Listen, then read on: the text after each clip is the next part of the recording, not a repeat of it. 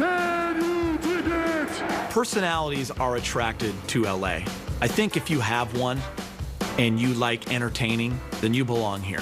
There's creativity in the way people play. They're not wearing hats. They're not wearing helmets. That almost gives them a way to go out and be expressive. This man has a smile that lights up a television screen from here to Bangor, Maine. There are a lot of opportunities to be in movies, to be in television, to meet other celebrities. Tom Cruise might be one of the biggest stars in the world, but Tom Cruise wants to come see Kobe. Jack Nicholson wants to come see Magic. And I think that's what kind of drives the personalities. You got a big personality, baby? Come to Los Angeles, come to Southern California, and play for the purple and gold, and you can be somebody.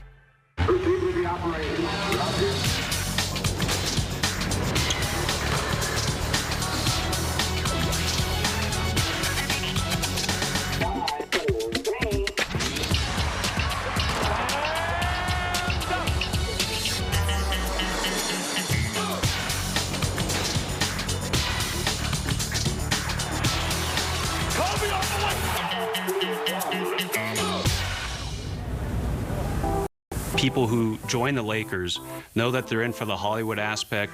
They're in for a huge boost in their Q rating. I would like to be known as the big Aristotle. Shaq. For whatever reason, LA just seemed like the place for certain personalities to wind up. When you get to LA, you're either going to sink or swim. Whichever that may be, make sure you got some personality. That's why the guys who shine the brightest are the guys that open up and have a little fun along the way. Those are the guys that LA embraces. Many of those personalities embraced LA as well. The bright lights at Tinseltown enhanced the spotlight of one of the most iconic franchises in professional sports. Some of the biggest personalities in the game were members of the Los Angeles Lakers organization, beginning with the number 10 personality on our list, former scout and assistant coach, Bill Burtka. There are few people in my life that I have as much respect for as Bill Burtka.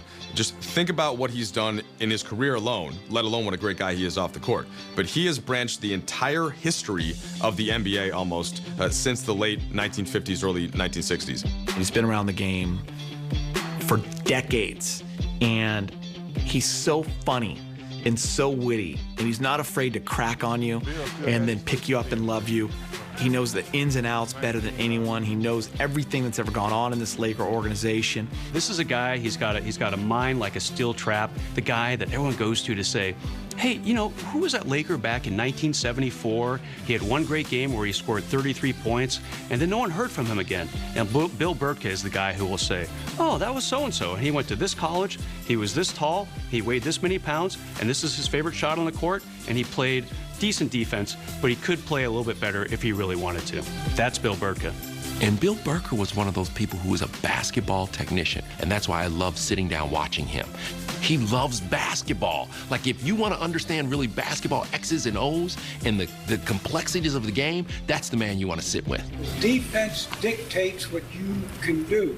Bert was such a personality on the bus, in practice. He was a teacher. When I say a teacher, he taught fundamentals. And a lot of times people forget about the importance of the little things. I want this to be my pivot, simply for this reason. He will get you so motivated, so intense in what your assignment was, that he starts turning all red. He's like a tomato, and he's just spitting on you, and he's just telling you what you got to do, and he's just like right there in your face.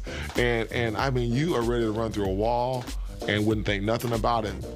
Bill was the guy, he could take Kobe aside and say, come on, man, what's going on here? I mean, they just had a great relationship from day one, and they still do. I mean, everyone admires Bill Burtka for everything that he has given to this franchise, not just over the years, but over the decades. And the greatest thing about Bill Burtka is we did a Backstage Lakers on him. And here he is, into his 80s, and he's playing a basketball game, and he gets into like an elbow match with this guy, and he starts talking smack to the guy. Hey!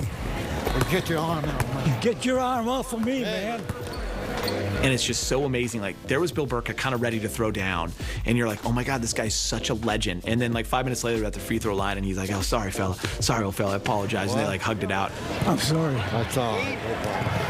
It's just so funny. I mean, Bill Burtka is the OG, man. Having been a Lakers assistant for 24 seasons, Burtka coached many of the personalities on this list, including center Vlade Divac, who checks in at number 9. With the 26th pick in the 1989 NBA draft, the Los Angeles Lakers select Vlade Divac from Partizan Belgrade, Yugoslavia. First round pick of the Los Angeles Lakers. It's a long way from Belgrade to Hollywood. Vlade, that's another one of my guys, because we hit it off as soon as he came over here. I didn't understand a word he said. He didn't understand a word I said, but we hit it off. That bombastic personality is bigger than life. And then you throw in the accent, and when he was first around that he couldn't, it wasn't perfect English, it just made it so beautiful. Well, this is a nice place. I think this is a basketball country. Everybody understands basketball. They're really supportive of the team, and I'm really enjoying playing for them. He had this crazy joy for the game. He had this crazy joy for LA and the people sitting around, and he would laugh in the middle of a game. He'd take a charge or a block, or he'd punch and laugh. Just a wild guy, man. I mean, once he learned the language, there was no stopping him. 2 minutes to play. The ball to Vlade. He'll shoot a 3. It's on the way, and it's good. I mean, this guy, he was like a celebrity almost overnight. We did a shit commercial, Michael Thompson and I, and it was just crazy. I mean, he's talking about how chicks dig him. So now make a good Lakers face? All of a sudden, he's Mr. Hollywood now.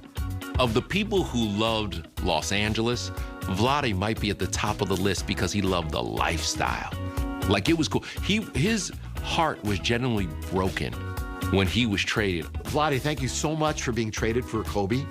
I mean, thank you for the sacrifice. On draft day, when they traded Vlade for this kid, Kobe Bryant, I remember saying, what are they doing? They're gonna kill Vlade. Like, they're gonna literally kill him. When you think of Vlade with the Lakers, it seems like such a fun-loving, egregious guy that you'd like to have a conversation with, that had this relaxed attitude even while being such a great skilled basketball player. And it's interesting having that juxtaposition with where he grew up and what happened with the Balkan Wars, being Serbian and everything that happened over there. Their country was in the middle of a civil war at one point, and he's living in the beautiful sunshine of Los Angeles. That's the American dream. And I think no one soaked it up more than Vlade, because he appreciated it because he came from a different land. That's something I think that's special about Vlade, and he was able to bring some light to this country and this basketball league and to the Lakers after going through some really traumatic stuff in home. The guy has no idea what my name is. I never wrote about him, but every time I see Vlade Divac, he hugs me as if I'm like his nephew or his younger brother or something like that. Just the happiest go-lucky guy I've ever come across. He's just got one of those engaging personalities about him that draws you to him, and that's what makes him so cool. Welcome back to the Top 10 Personalities. If there was one Lakers era that personified the glitz and glamour of Hollywood, it was Showtime, an era in which the next 2 Lakers personalities on our list performed. Starting at number 8 with Michael Cooper. You want to talk about a unique individual with a bizarre sense of humor? Kind of a naughty sense of humor. One of the greatest defenders in Laker history. Knee-high socks, always chirping, always talking.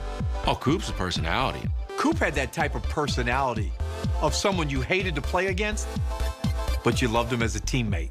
And here come the Lakers. What a touch pass from Cooper to Scott. Oh, what a great play by Michael Cooper.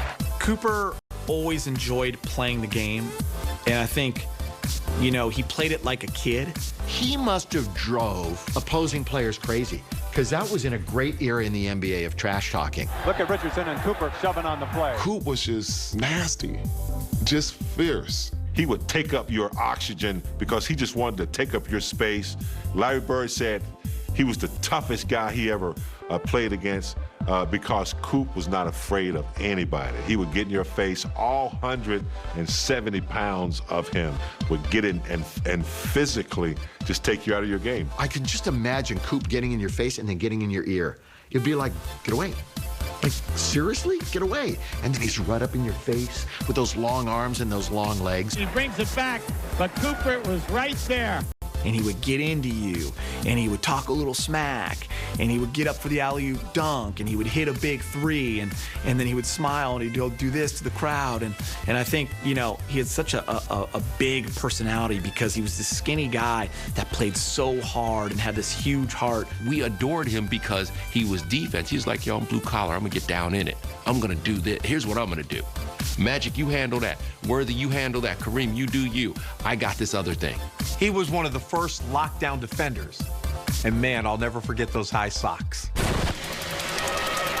Cooper trying to get the ball. He's got it. Slam dunk! What a play! You had to have kind of guts.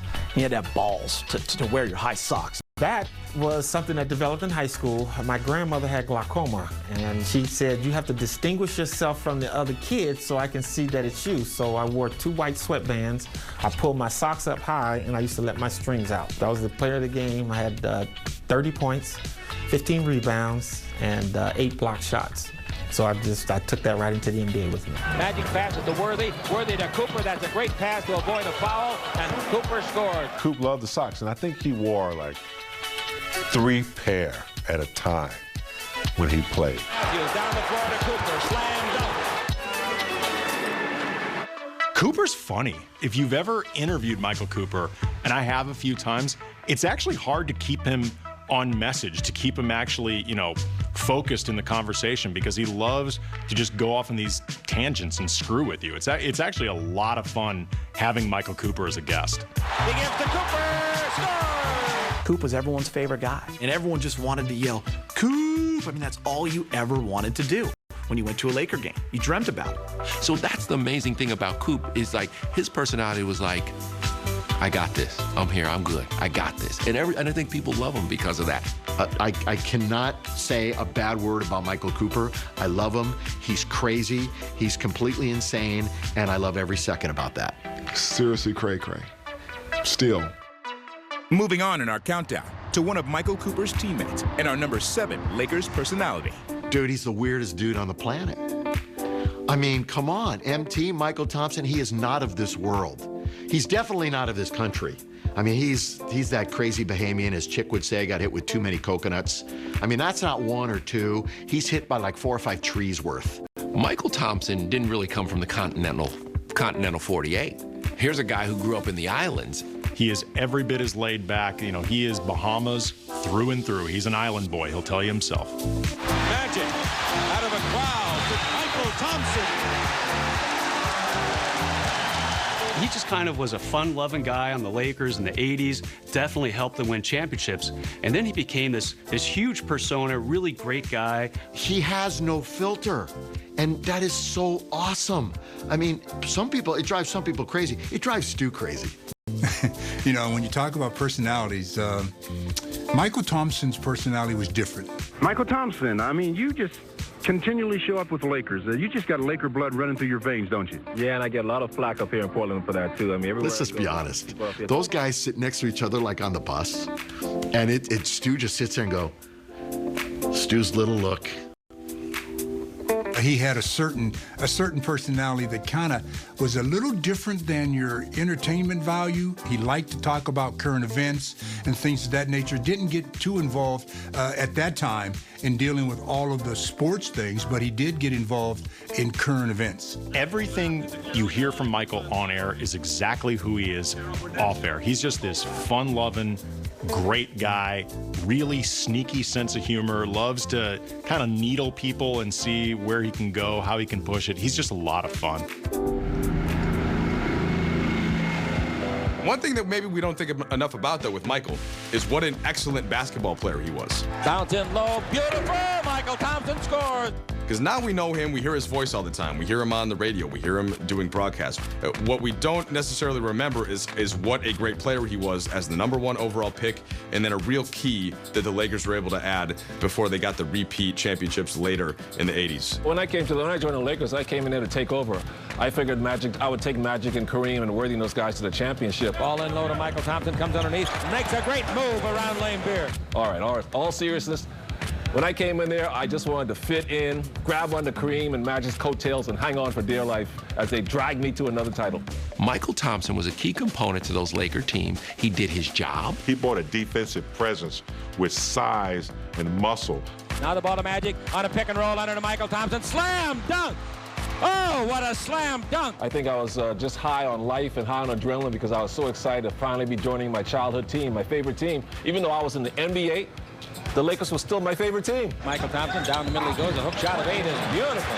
Shooting it over, blocked the 7-1 center. Michael's personality off the court ended up working on the court as well because he just played hard every night. He used his versatile mind and his versatile skill set to have success. What happened to this quiet, workmanlike guy that was on the court in the 80s? Now he's just this funny guy on the radio. Anything that comes out of Michael Thompson's mouth makes me laugh. As weird as some of his thoughts are, a lot of them do make sense.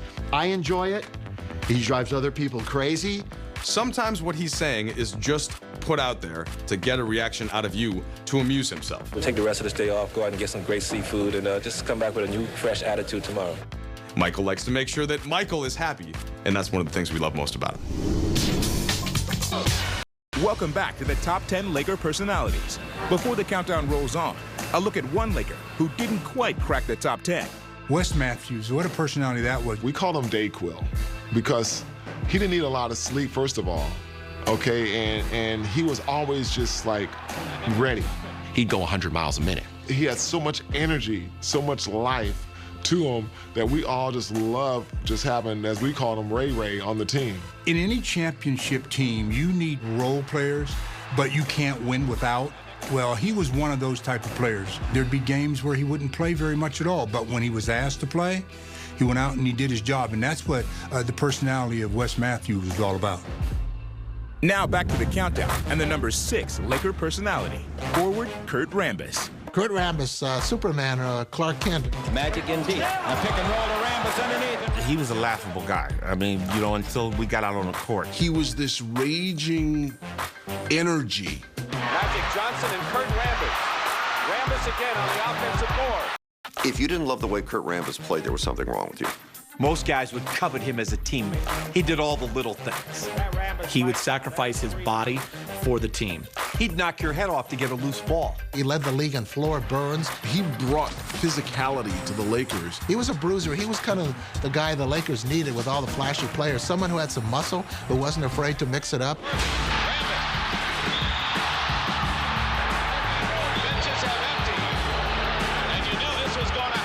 Kurt was a big guy.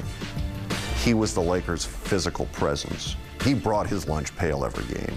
And I can remember, you know, the first week of practice, I looked at Kurt Rambis, and I said, you know, this guy, he can't jump.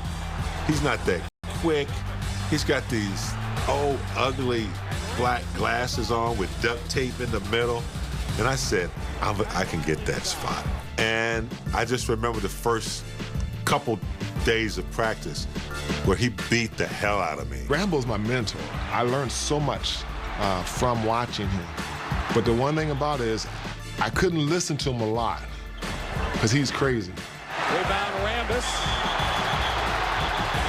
He actually played with an energy that was different from anyone else on the court. He was the quintessential, I'm not in the box score, but everybody who watched that game and everybody who played in that game felt his presence. Here is a good rebound by Rambis. Look at him hustle. I'll tell you, he is Clark Kent. And the Lakers came to love him. He was their tough guy. I don't know if anyone had more heart on that Laker team. Kurt was a special player for our basketball team because, again, he was another player that understood his role. He fought his way through each and every game. He made his presence felt.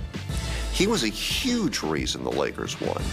Good hustle by Kurt Rambis on the offensive glass. People could identify with him because they thought he was them. The hair, The mustache, the short shorts. Kurt Rambis was an NBA player. He could have been a guy you went to high school with. He could have been a guy you worked next door to. He looked like every man, and people identified with his look because they believed he was them. Got an interesting letter from a fan. She starts off writing this letter and she talks about, you know, you're such an amazing player. You play so hard, an invaluable player with the Lakers. I love the way that you play. You make amazing plays out there on the court, but for God's sakes, do something about your appearance. I think I still have that letter. It was one of the funniest letters I ever got. That's who Kurt Rambis was, and I think that's why he was such a great character on those Laker teams in the 80s, because he was the everyman. I mean, he was the guy who just outworked you, out-hustled you, dove on the floor, had skinned knees and elbows, had the silly glasses. They look like shop glasses that you wore in school when you were working on wood and steel and stuff, but they got the job done. I wore glasses at a very young age. I loved to play sports, football, basketball, and baseball. And the way that I played, I was always getting hit in the face. Glasses broke all the time. Rambis, when he came out of Santa Clara, wasn't drafted. They ran no plays for him. He didn't have a shoe deal. So anytime he broke his glasses, and he was kind of a hard player, he would go flying in there to get rebounds because it was the only way he could stay in the league. The glasses would break, so he would just tape them together. The duct tape was amazing. I said, Kurt, you know you can afford to buy new glasses. The team will probably buy you some, but he had his superstitions about those glasses, and they worked for him. Those things, those goggles should be, or glasses should be in the Hall of Fame. I think they should be in the Smithsonian for some type of artifact. Now glasses are, you know, chic, and people wear glasses without prescription in the lenses. Nerds all over America owe a debt to Kurt for making it hip to wear those glasses again, because then, if you needed glasses and you broke them, you didn't have to go get new ones. You just taped them back up. Welcome back to the Lakers Top 10. Before the countdown rolls on, a look at a unique personality who is adept at dealing with many personalities. For what people like me do for a living, Phil Jackson was spectacular. It was a lot of fun, actually, covering Phil Jackson. He had the cool guy persona. Phil Jackson, the Zen master. Phil's like that Obi-Wan Kenobi type guy that you know when he speaks, that is just something profound, man. He had the type of personality that he could convince you to give up something in your game to help a teammate. The situation with Shaq and Kobe could have easily spun out of control. And Phil somehow worked with them to make them the best they could be. Back to back to back is so difficult to do in all of NBA history, and without Phil Jackson, it never would have happened. He understood not only basketball, but personalities. The group of players Phil Jackson coached includes the next personality on our list, the number 5 Lakers personality. Meta World Peace. Ron Artest, Peace Panda. He's different, for sure. I can tell you both from a media perspective and from a basketball perspective, that guy is the definition of a personality. Get my Wheaties box. I got Wheaties. You don't seem excited. I'm leaving. Honestly, as a media member, it's so great to have him back in LA. I mean, if you ever need a soundbite, whether it be off the wall or spot on or make no sense, no matter what you're going for, Meta's your guy. I feel like the oddball. The kissing the biceps, the going into the crowd, kissing the girl's hand, hitting the shot to beat the Celtics Game 7 and then wear his jersey all night long. And when they asked him what was going through his mind, he says, I was just so surprised Kobe threw me the ball. He never passed me the ball. And he passed me the ball. Kobe passed me the ball. And I shot a 3. But I love Meta. He's got a huge heart. He's a loving guy, and Meta's been through a lot. He'll be the first one to tell you. He's gotten in a lot of trouble, but he's also worked at correcting those things. What I tell people about him is that he's sweet. He's a sweet guy. And any guy that's ever played with him absolutely loves him. Media members that have covered him adore him. That says a lot about the guy. Meta, because of the tip-in against Phoenix to win Game 5 in 2010, because of Game 7, hitting that shot, he'll always be part of Laker lore. He's always going to be a legend. People will love him forever. But it's more how he acted and how he opened up and how he let us in. I definitely want to thank my doctor, Dr. Sandy, my psychiatrist. She really helped me relax a lot. Thank you so much. I had to thank God first, had to thank my psychiatrist, which I found out later that she was a psychologist. That was funny. Win-win situation for the Lakers, for Metta World Peace, that he came to the Lakers at just the right time, won a title, and was able to accomplish really an amazing feat in redeeming himself on a personal level in the eyes of the world, not just because he won a championship with the Lakers, but because that sweetness sort of was able to come across that he wasn't a bad guy. There's a lot more to him. Coming in at number 4 on our list is a true Renaissance man who gave new meaning to big personality. This guy was one of the most dominating, if not the most dominating player of his era, and probably could have been in any era. And when you've got a personality to back it up, man, what a collision course that is. Wilt the Stilt Chamberlain, what a personality he was. I mean, he was one of those players that on the floor was flamboyant to a degree, but off the floor, he also had some flamboyancy to him as well, whether it was just his love of volleyball, beach volleyball, his love of talking to people and being around certain individuals. But you have to have a certain personality, I think, if you're a superstar, to exist and to really achieve the greatness here in Los Angeles. If you want to talk about someone who came out and like soaked up the California lifestyle, it's Wilt Chamberlain. Yeah, he's somebody who could show up in Conan the Barbarian movies and things like that. He was a huge personality. He get 50 rebounds in a game if he wanted to. He could just decide to lead the lead in assists if he wanted to, and he could hold his own off the court as well. I remember growing up and watching him play his last few years, but I also remember turning on ABC Sports Spectacular and watching Wilt play volleyball. Or, frolicking on the beach and hanging out. Like, Wilt soaked up California. Does the number 10,000 mean anything to over 10,000 mean anything to anybody? Once you've made the claim that you've had thousands of women, it can become difficult for that to not start overshadowing your actual play on the court. When a guy has that kind of confidence, borderline on egotistical. I mean, he was probably over that borderline at some point, but it's Wilt. And Wilt played for the Lakers at a time when, hey, the Lakers won a championship, their first one in Los Angeles. So you know what? I freaking love the guy. Yeah, wherever Wilt went, the party was sure to follow. I mean, unless he was going to a party, in which case it was just going to get bigger and bigger once word got out that Wilt Chamberlain was there. It was a big city and a big personality, and they collided, and they were both perfect for each other. Welcome back to the Countdown. Along with his outsized personality, our number 3 player possessed an abundance of talent, as well as a memorable nickname, Magic. When you think of the Lakers, you think of Magic Johnson. But I want you to know that this man has a smile that lights up a television screen from here to Bangor, Maine. Party all the time, party all the time, yeah. What Irvin Buck Johnson did for this city and for this town and for that team and for our lives, I mean, how can you argue? The guy lit up the basketball court and he lit up the town with his personality. I'm a winner. I think like a winner. I don't go in here and never think we're going to lose the game, Guys like Irvin Magic Johnson come along, once in a lifetime. You associate him with the Lakers. When Magic Johnson showed up and he ushered in the Showtime era, that was the thing that I think made the Lakers truly a global brand. He took this team, which was a great team, but he was the glue. He was the one that made them go. He turned up Showtime. He made everybody better. He could deliver the ball wherever it needed to be, and he could score when needed. Magic is straight down the middle.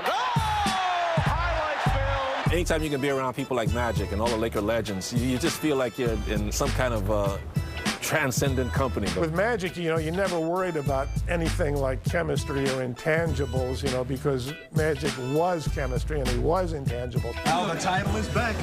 In LA, party hard. Everybody in LA get party for us, because we're going to party. Magic Johnson made every single player on the court better. He was one heck of a player, great friend, but just so exciting. He's got it. He didn't shoot it. 5 seconds left. Magic down the middle, just what I thought. A hook shot at 12. Good! He's my favorite player of all time. And what sets him apart from Kobe, and I think everyone else that ever played, was he was the best teammate and best leader to ever put on a Laker uniform. So charismatic.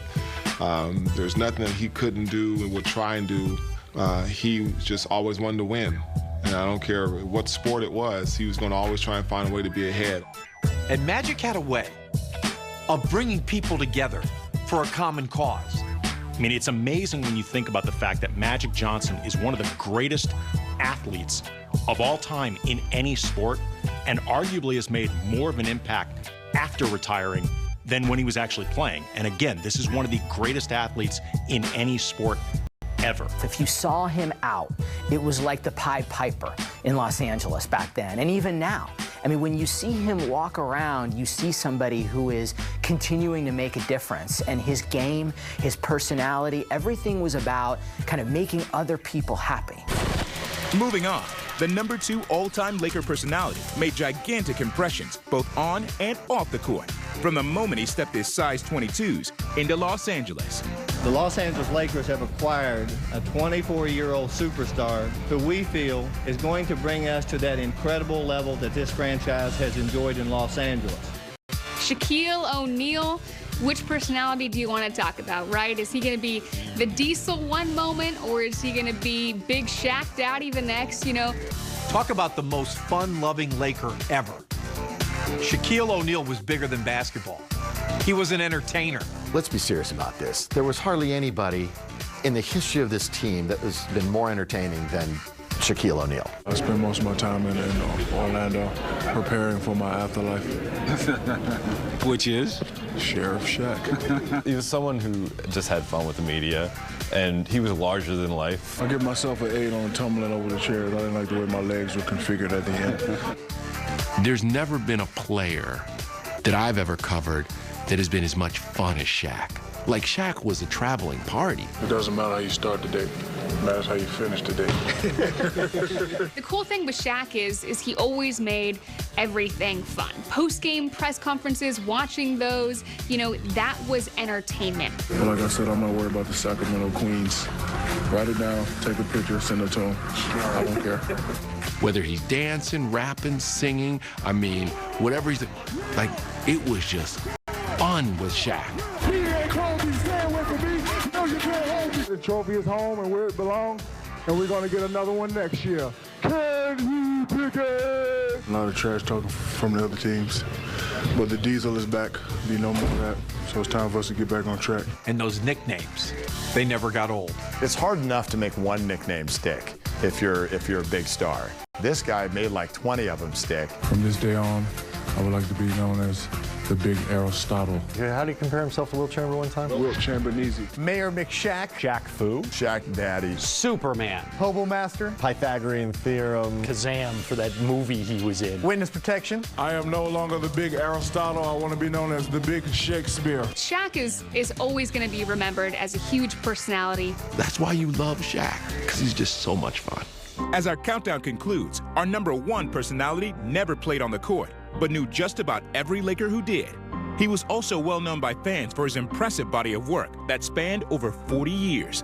The #1 Laker personality of all time, Chick Hearn. Few people transcend all generations and transcend time.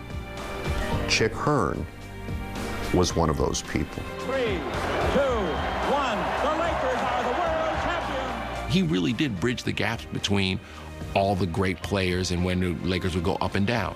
But Chick was always there, and you can't forget that. You felt like when you turned on the Lakers game, no matter what happened that night, a friend was going to tell you about it. Chick just made it so much fun.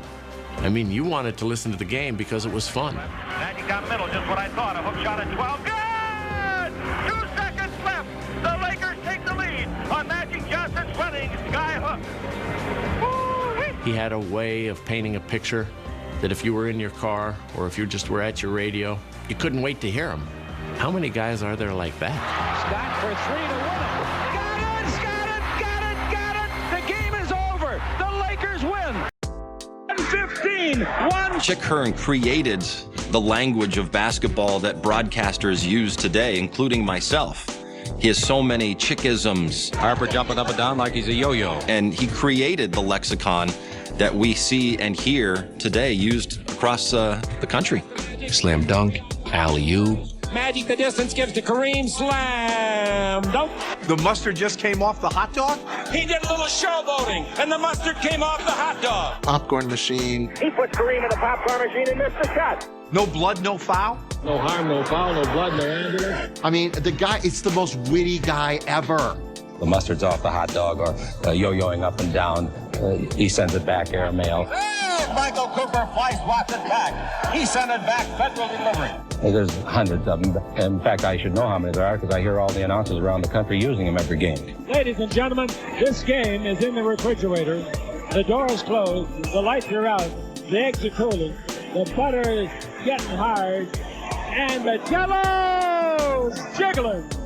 He never felt the pressure to call it politically correct.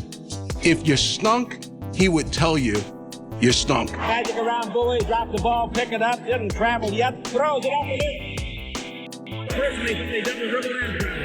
He had been with the organization so long, he had the liberty to say whatever he wanted to say. Terrible play by Contact, who makes over $2 million a year, and he played with a 10-cent thought. So you got to hear his isms and how honest he was. The Lakers played it like a bunch of schoolboys, inexcusable. Sometimes you'd be like, is he on my side? But he would critique you in a way that it was very constructive. And then you got to the point where you wanted to hear it, to see what you were doing wrong or right, just like a coach. Worthy all the way, slammed. There was one game, Chick came in the locker room, and he and I sat next to each other, watching the game on TV in the locker room. So I'm getting like a play-by-play, like a personal play-by-play. It was just he and I, and he would say some of the funniest things as it relates to the game that I've just never, that you can't even say on TV. The Chick Hearn you heard on radio and television, the funny lines and the personality and the nicknames, that Chick Hearn was there all the time. You just didn't see him when the cameras went off, but he would go after bellboys, he would go after taxi cab drivers, he would go after bus drivers, waitresses. He was always on. The show was always going, whether he was on the air or not. And he was one of the most memorable personalities I've ever run into in any sport. He always did his homework. He was always prepared. He was the hardest working man in the industry. He used to get to the forum at 3 o'clock in the afternoon, and if he happened to walk out and just look around, the only two people in the forum were Chick and his wife Marge. And Chick would be practicing, left to right across your dial. Worthy's got the ball, throws it over to Magic. Right hand hook from 2 feet, it's no good, and the rebound is off to Karl Malone. We got a 0-0 ball game here in the opening minutes of the contest, and this crowd of some 18,000 fans going crazy with excitement. He'd have all of his charts out there, all of his cards out there. He had done all his preparation, and then he and I would broadcast the game without the game being played. It's what he called a bird's eye view.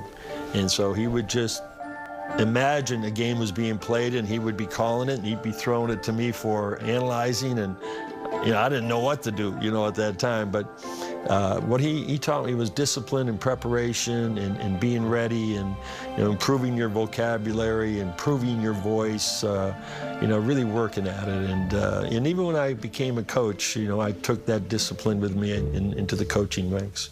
It's time to rejuvenate the popcorn machine and get the Jell-O jiggling.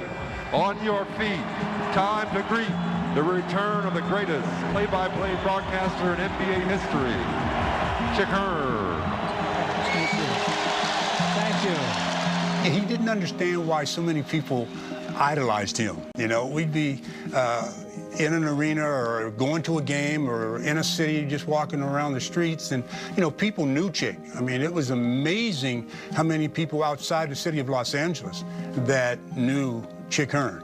He always greeted you with a warmth that made you feel important, even though you knew that he was much more important, that his contributions to the game were so great. He never tried to Bigfoot anybody. He never thought that he was better than anyone. He was a wonderful guy, and he was a great, great broadcaster. And I'm gonna go back to what I said originally. he just made it so much fun. I dedicated my life years ago to bringing you as good a broadcast of the Los Angeles Lakers as I possibly could. He just didn't fathom the fact that people thought he was better than anybody else in a certain respect. And he was always very grateful to the fans, and I think that's why the fans loved him so much. You could meet Chick for the first time, and after 5 minutes, he would make you feel like you'd been bosom buddies for 5 years. You fans, you've been so loyal. You fans that are older and you fans that are younger. You are my friends, and I love each and every one of you.